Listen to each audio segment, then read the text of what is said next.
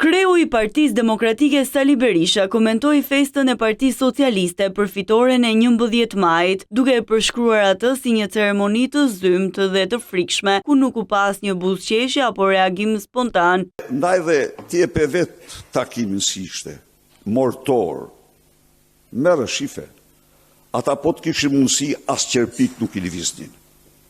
Aq të ngrirë, s'kisha pa ftyra më njerë, as e filma. Kryedemokrati hodhi akuza drejt kryeministrit Edi Rama, duke thënë se po paguan shumë parash për të ndryshuar raportin ndërkombëtar për zgjedhjet në Shqipëri. Dhe i tillë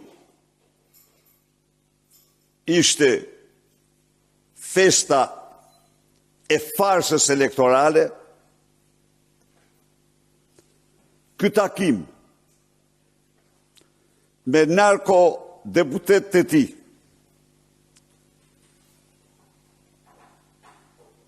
me përfaqësuesit e bandave më të rrezikshme të Shqipërisë, rajonit dhe Europës, karteleve të drogës, kartelit Troplin, në këtë takim Edi Rama u tha shqiptarëve se Kërbaçi i tij është spaku. Lëvizni po desh, u tha atyre. Ja ku e keni spakun, që është në duart e mia, duke ditur se ata janë një sërim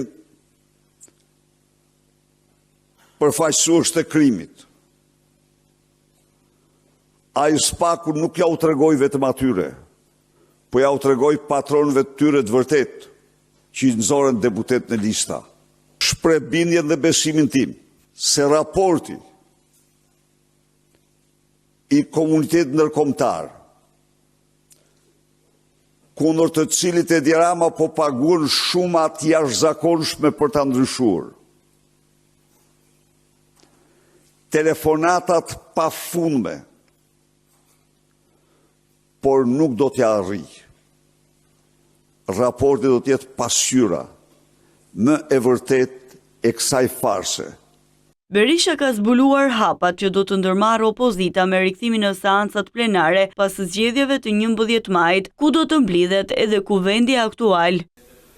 Opozita në parlament do të denancojë me të gjithë forcën e saj farsën elektorale të vitit të 2025. Tani për opozitën nuk ka. Tema qendrore është farsa elektorale dhe narko-diktatori që organizoi farsën. Është e përqendruar totalisht në këto. Berisha kërkoi largimin e kryeministrit Edi Rama dhe krijimin e një qeverie teknike dhe përsëritjen e zgjedhjeve parlamentare, ndërsa zgjedhjet e 11 majit i konsideroi të vdekura.